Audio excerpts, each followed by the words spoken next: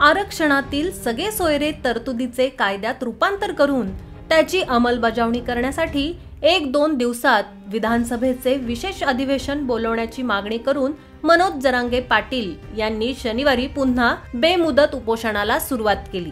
अंतरवाली सराटी येथे जरांगे यांनी आंदोलनाला सुरुवात केली।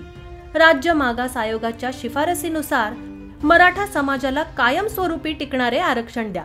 अंतरवाली सराटीसह संपूर्ण महाराष्ट्रातील मराठा आरक्षण आंदोलनात दाखल गुन्हे तातडीने परत द्या।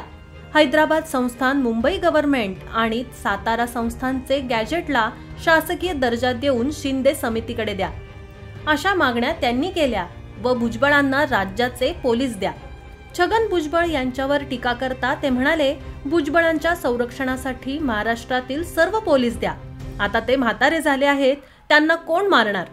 रायगडाच्या रस्त्यावर टेम्पो आमच्या गाडीवर घालून मारण्याचा प्रयत्न झाला। आतापर्यंत 7 वेळा असं घडलेलं आहे। आम्ही असं सरकारला सांगत फिरत नाही।